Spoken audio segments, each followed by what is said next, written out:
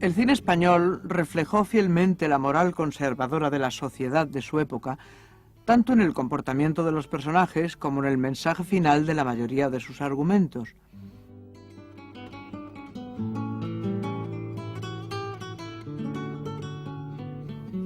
A veces, ese reflejo de la moral dominante se daba por simple omisión, y una de las cosas de aquel cine que más choca al espectador de hoy es la casi total ausencia de expresiones físicas de amor entre los protagonistas de películas románticas.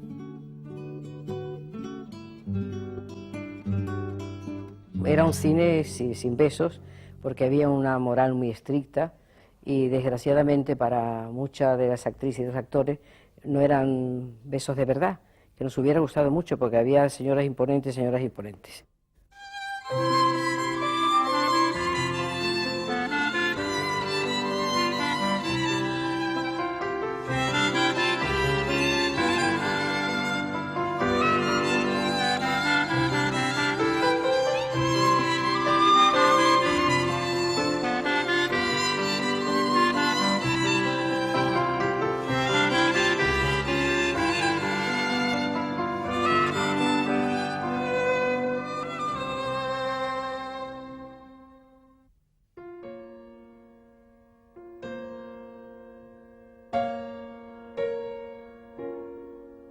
Desde sus inicios, el cine español se mostró muy prudente al tratar cuestiones morales y tuvo un exquisito cuidado en la elección y desarrollo de los temas, así como en las formas de expresión, evitando asuntos escabrosos y escenas violentas o de contenido erótico.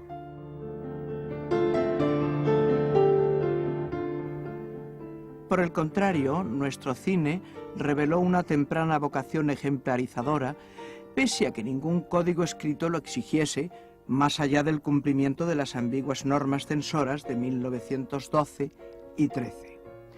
Normas que prohibían las películas con alguna perniciosa tendencia o fuesen fiel reflejo de lo impúdico.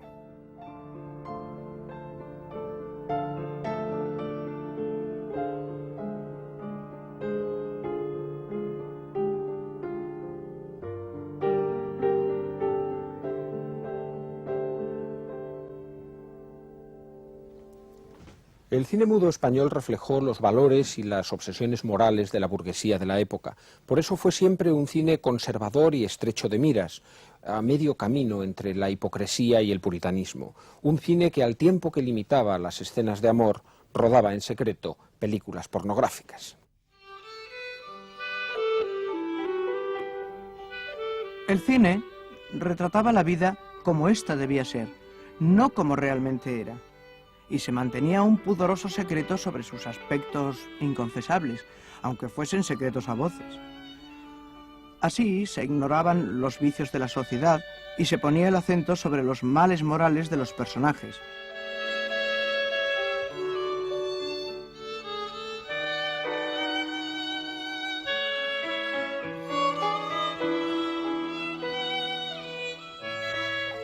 Las juergas, la afición por el alcohol y las costumbres licenciosas servían para caracterizar a los malvados de las películas. Los protagonistas, sin embargo, debían tener un comportamiento intachable.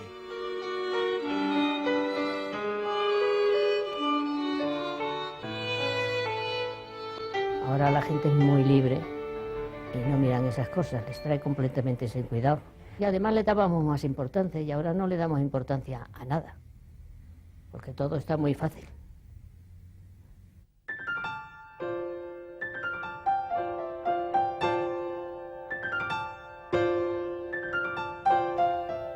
Para valorar lo distintas que eran entonces las costumbres morales, basta contemplar estas escenas de playa en las que un carro de bueyes transporta a las bañistas hasta la orilla protegiéndolas de miradas lascivas. Y para que las parejas estuviesen libres de ocasiones de pecar, una tercera persona, denominada carabina, las acompañaba siempre en sus paseos.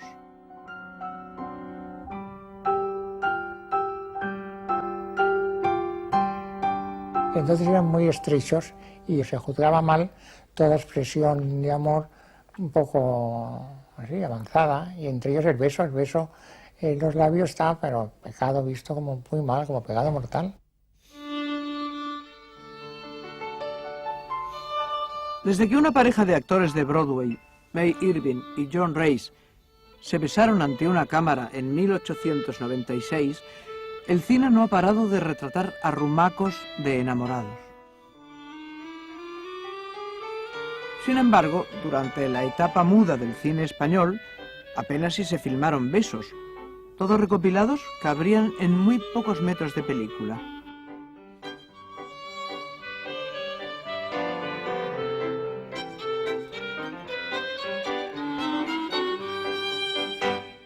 Además, los besos de nuestro cine eran siempre besos tímidos, breves. Los momentos de pasión eran contadísimos. ¿Acaso el mejor de ellos fuese el tremendo mordisco de Carmen que tanto placer producía en la gitana?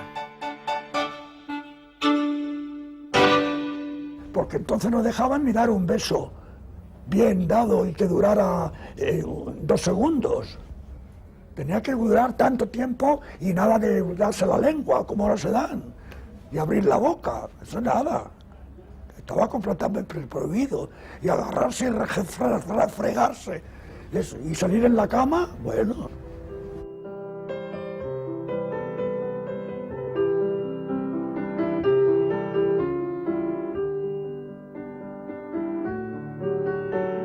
En aquella época no se besaba como se besa ahora.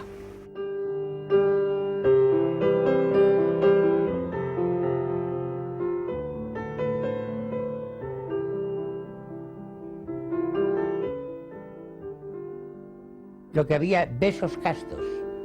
Ahora dan besos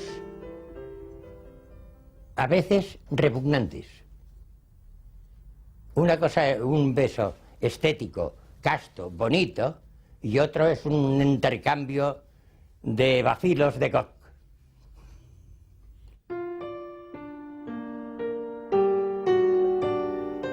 Los rituales íntimos del amor debían resultar entonces algo muy complicado, sobre todo para la mujer, obligada socialmente a la castidad, a mantener su virtud y a hacer gala de ella en todo momento. Cualquier efusión sentimental tenía que ser por fuerza clandestina y conllevaba los riesgos del escándalo y el castigo si era descubierta.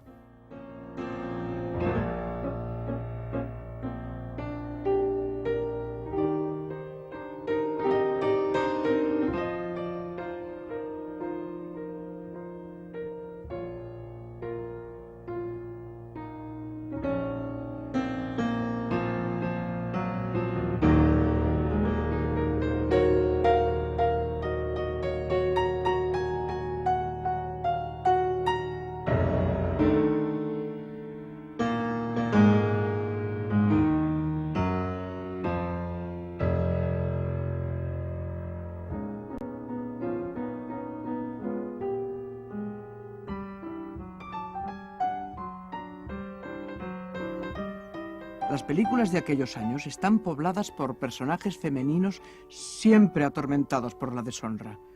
Mujeres que cometen un desliz sentimental y se pasan la vida entera pagando sus consecuencias.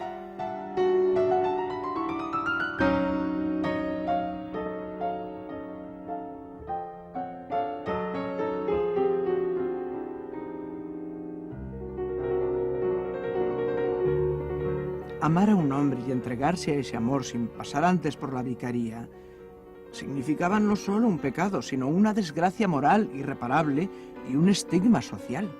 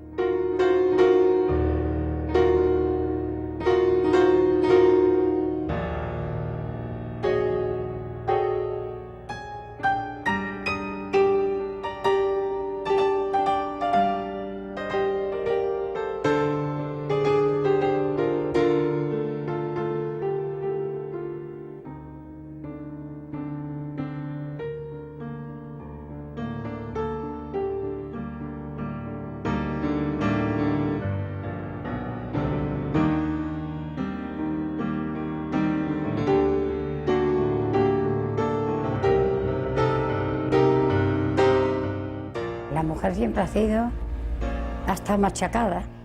Y con arreglo a que una mujer se entendiera con un hombre que fuera su novio, y uy, eso era una deshonra, ya la familia los echaban a la calle a las hijas, no querían saber nada, se estaba señalada por todo.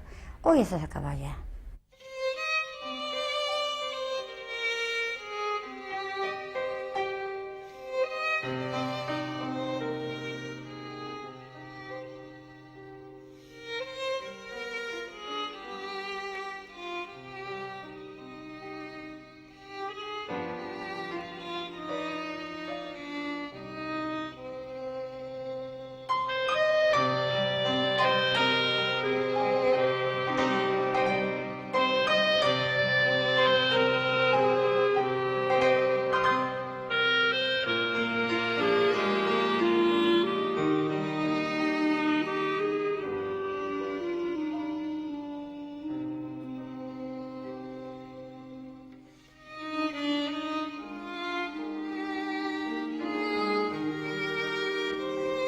La moral dominante exigía castigo para los comportamientos libertinos, y las mujeres que cedían a la tentación carnal pagaban el precio de una vida destrozada.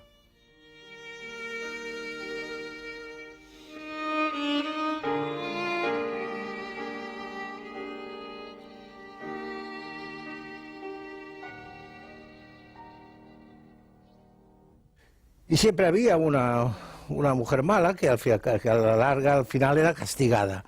Y la que se llevaba al chico era la otra. La forma de redimir culpas solía pasar por actos de contrición, sin olvidar la oración y la limosna, cuando no las ofrendas ante una imagen milagrosa. La mujer parecía destinada a sufrir grandes conflictos morales, que, después de todo, resultaban elementos dramáticos de primer orden para llegar al corazón de los espectadores.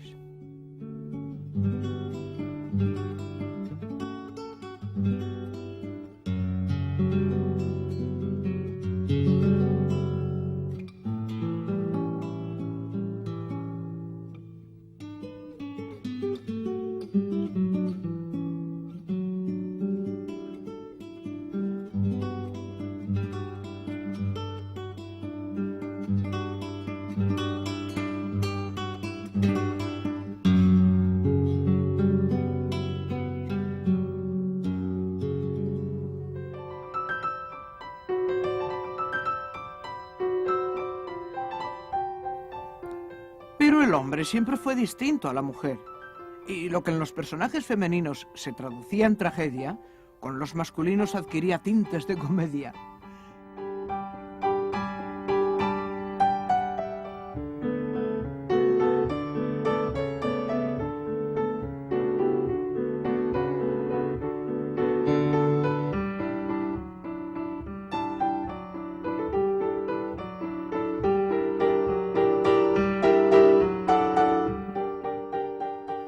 La moral sexual era y sigue siendo, tantas décadas después, una doble moral, con dos medidas muy distintas.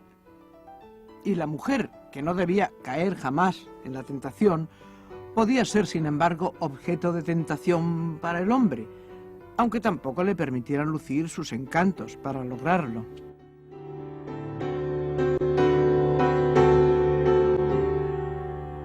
Lo que pasa es que salían muy vestidas. Y eso de la cama, que ahora en todas las películas la cama no salía en otras películas. Este desnudo es la única excepción que nos ha llegado, pero hay que señalar que Benito Perojo lo rodó en Francia y que las largas espaldas tan generosamente mostradas no son españolas, sino de una actriz extranjera, Sandra Mirowanov.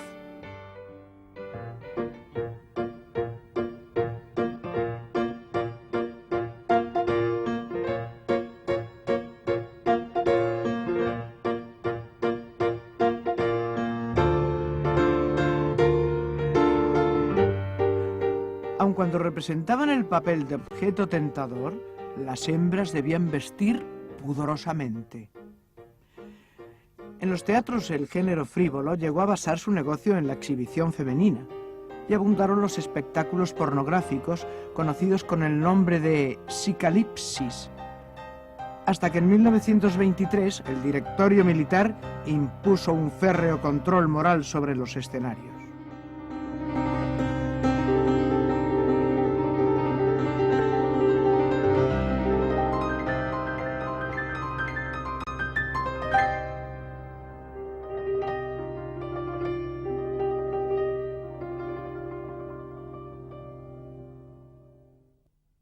Se enseñaba todo cuanto había que enseñar y más, pero vino Primo de Rivera, dio el golpe de Estado que según él iba a ser una maravilla, y al día siguiente teníamos que salir con capucha, para que no se nos vieran ni las cejas, bien tapaditas.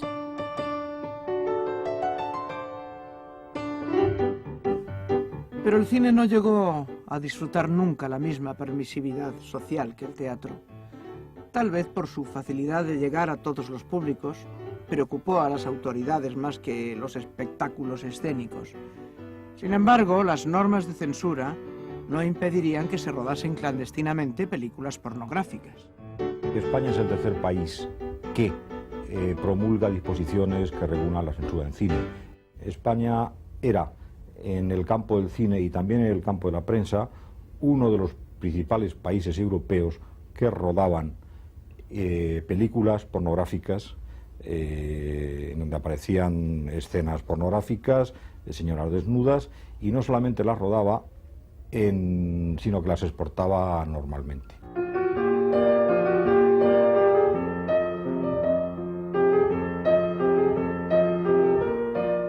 Las primeras cintas de contenido erótico nos llegaron de Francia. Aunque nunca tuvieron una distribución normal en las salas de cine, figuraban en los catálogos de venta de películas. Y numerosas copias pasaban de mano en mano para ser exhibidas en proyecciones de carácter privado.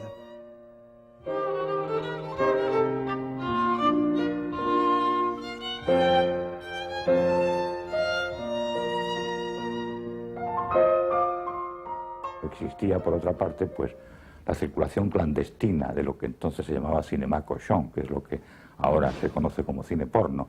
Y esto pues era privativo de círculos de amigos, y por supuesto se hablaba de que en altas esferas, muy altas, incluso palatinas, pues que se solazaban allí.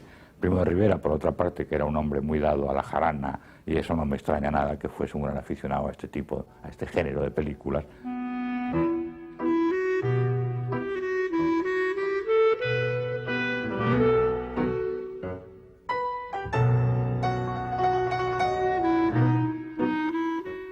Ante la demanda de cintas eróticas por parte de una clientela tan adinerada como influyente, la industria cinematográfica española reaccionó imitando las producciones francesas. Así, entre 1915 y 1925, se rodaron películas pornográficas con escenas cada vez más subidas de tono.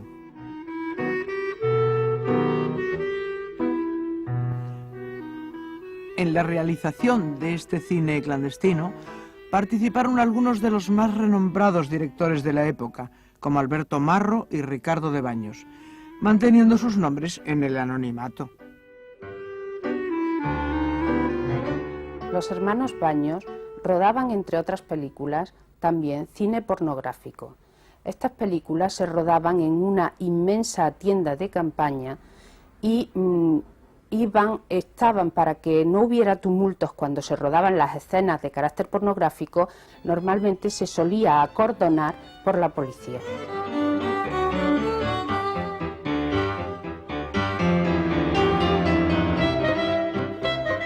Nada se publicaba sobre aquellas películas, no se anunciaban y no consta documentación alguna sobre su producción. Si sabemos que existieron, es porque algunas copias permanecieron durante décadas en manos de coleccionistas particulares antes de llegar a las filmotecas donde hoy se conservan. El cine pornográfico de la época fue un secreto muy bien guardado. ¿Acaso porque en su producción y distribución clandestinas estaban implicados muy altos personajes de la vida pública?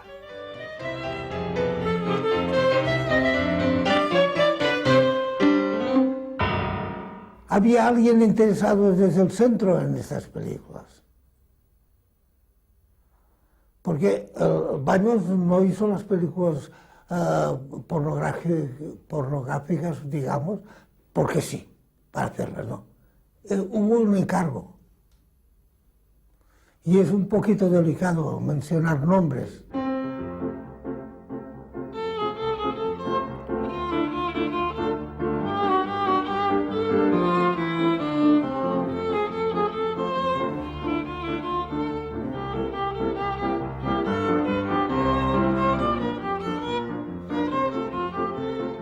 Eran gente particular, no eran gente de malvivir, ¿eh? Los que interpretaron las películas eran conocidos, fuera de algunas mujeres que eran de la carrera, además escogidas, porque entonces era la época de que la mujer tenía que ser abundante, de mucha teta y mucho culo.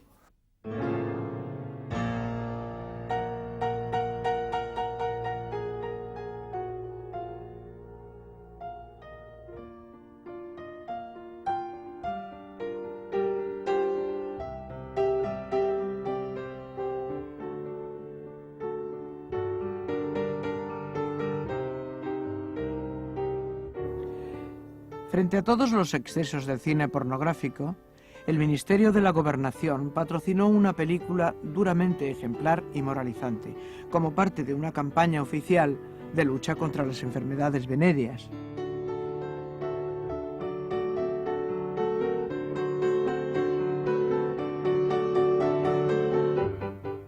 El protagonista de La terrible elección, un señorito de buena familia, mal estudiante y amigo de juergas, es víctima de su comportamiento amoral. Contrae una sífilis y arruina totalmente su vida.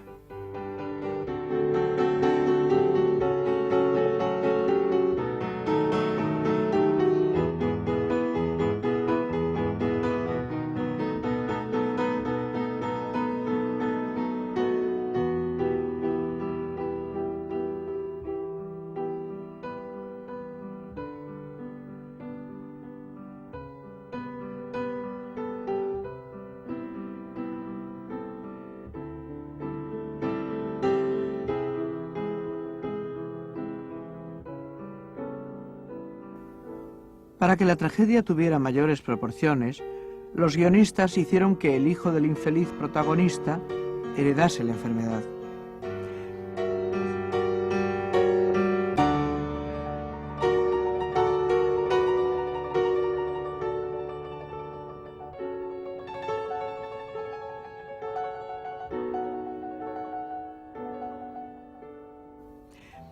Así, los espectadores salían del cine sobrecogidos, espantados ante la amenaza que significaba echar una cana al aire.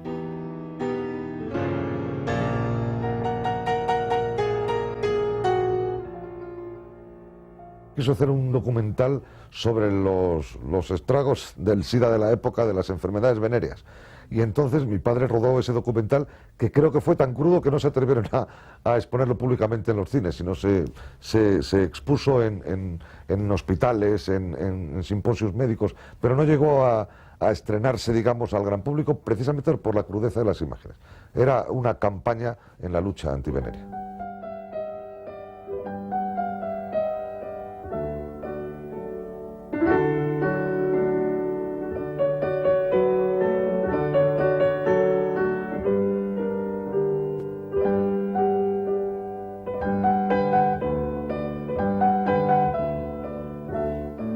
Ningún comportamiento pícaro o indecente quedó sin castigo inmediato durante los años en que nuestro cine aún no sabía hablar. Que quien lo intente escarmiente, era el mensaje subrayado en la pantalla por un sinfín de oportunos escobazos, bofetones, patadas o alfilerazos. Trucos más nobles que las lágrimas provocadas por los dramas de mujeres seducidas y abandonadas en su pecado, pero que pretendían lo mismo: hacer al público cómplice de quienes ponían el cine al servicio de la moral dominante, que verdaderamente era una moral de época.